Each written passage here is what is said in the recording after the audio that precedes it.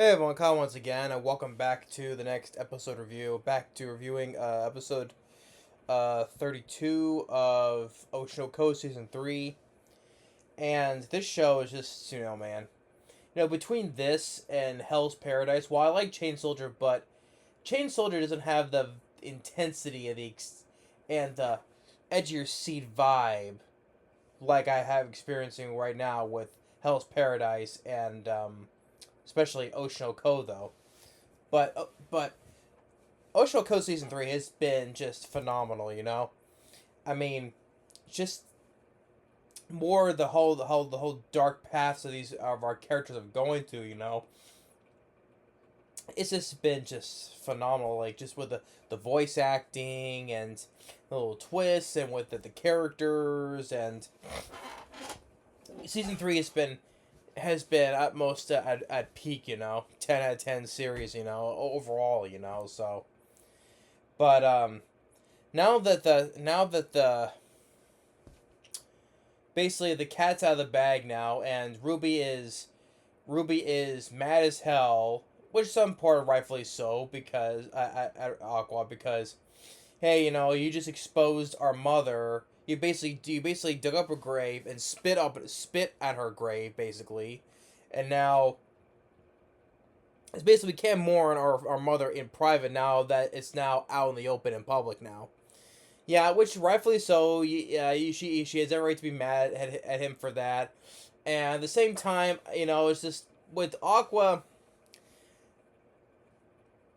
I get what he's trying to do, right? Like, for two things with Aqua, it's like basically he shows no emotion about this, and he's only doing this as a ploy to catch the killer, right? But I know he cared about his mother though, but it's just like it's just he's only doing this as the plan though, but it's all part of the plan. But it's just like just what he's doing, all the lengths he's going through just to get this guy, and just Ruby's like, it's like almost like what she's saying, like, I don't have a brother no more, this and that. It just, and Aqua, like I said, the part of the plan is like he doesn't want to drag everyone into his plan. He wants to do this all on his own, right? And the whole thing, and we get more flashbacks with I, which is you haven't heard from that voice actor of I in a bit. So, and we see with the director again, the director who Aqua, when he was a little kid, who made him to teach him to acting, right? So we get with that director again, and we see the flashbacks back to when I was alive, right? And so he wanted to make I wanted to make a documentary about her life, right?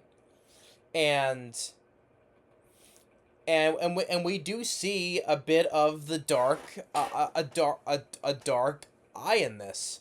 Now we can see where they got the dark when they're changing their eyes to dark, right?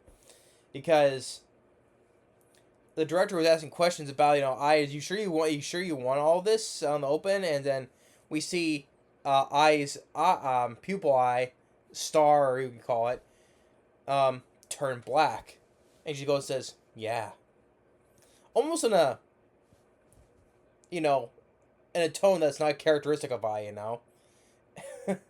So you do get that was like, wow. First time we get to see a dark eye in that moment there. And so wanted to make this documentary, and then for the finale, she was going to do this concert at the Dome, and after that's completed, it'll be released months later. But because she got killed before that happened, the film got shelved permanently. So now with Aqua, every single time, damn it. I'm sure everyone's getting tired of me seeing me yawn all the time. Like I said before, a lot of times. Every time when the camera turns on, yawn. But with Aqua, with his whole plan with exposing his mom's privacy, yeah, in a way, yeah. Is it a way to to deviate the story away from Kana, yeah, but at the same time, just.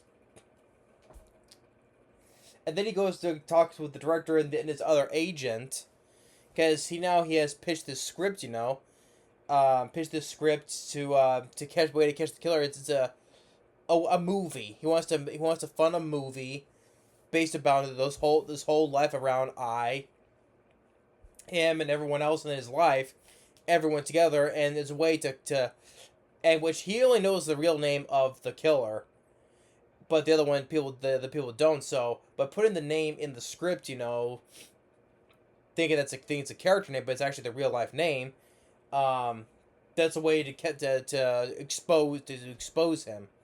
Now you can probably say it's a fate worse than death because hey, he'll be public and he'll in the public and everything, and he's the one who did. But we know that Aqua, he really wants to get his hands around his neck and just choke him out to death, or any other brutal aspect because he had his whole life to prepare for this. So, but in a way, yes, he pitches this idea for film to expose the real life guy, right?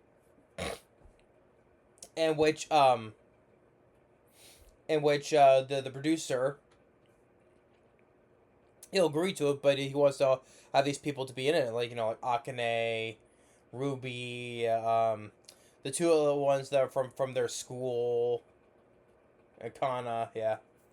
So, and so it's all a big plan. But then we see who's gonna be cast as I then, right? So they look at there's this girl, she's talking at this bar to this guy, which turns out to be the actual father, which he combed his hair in a ponytail though, and so he was kind of hiding his eyes as well. So and then it tells her, hey, getting that you got this role, and it's like, hey, and just goes this mountain area.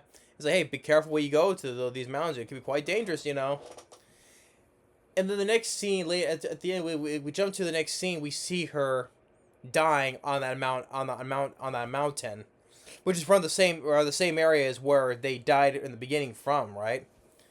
And we see that the father, he's revealing his true colors. I think he's just a crazy guy because he enjoys seeing the light in the people's eyes just fading away. He see the light in her eyes as she's dying, and just slowly fading away now. I think he just enjoys seeing the light at the shining people's eyes just fading away. So the issue goes the guy is just a legitimate of a crazy guy, right? So, I mean, just and I also think which I had to look back. I think it was the same. People in the comments said, yeah, that is the ending of season 2, because there was this girl that the guy was actually killing. So, yeah, it was positive that any of this with the girl dying out there was the ending of season 2. So, I think it was trying to make the connection up until that point then. But I'm like, damn, and I just know how all this is gonna unfold now. It's just like pitch an idea for a movie just to catch the guy. Ruby hates Aqua because of what he just pulled. Him and just Aqua just basically just pushing everybody away so that he doesn't get involved in his mission. I know what he did, and especially what he did with Akane, putting the tracker in a keychain. I mean, just in a way, it is just, how is it gonna end? Probably, I don't know. Maybe some part in Akane, maybe she'll get involved. Trying to stop me or whatever. I have no idea. So, but anyway, just this episode was once again great, and it's like this whole entire of season 3 it's been fantastic, So, I mean, even overall with season 1, 2, and 3, over the whole overall series has been fantastic, phenomenal. So, I mean, just this and Hell's Paradise. Well, while this has more in the Oshoko has more of the dark paths of characters.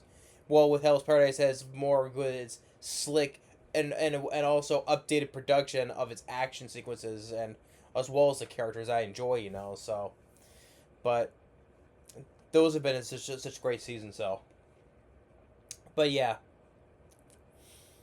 but but I think it was nice to see that we got to see a dark part of I as well in the flashback. I'm like, wow, first time we get to see a dark eye there in a moment. So, but yeah. So episode 32 of Ocean Oko season 3. Once again, thumbs up for that.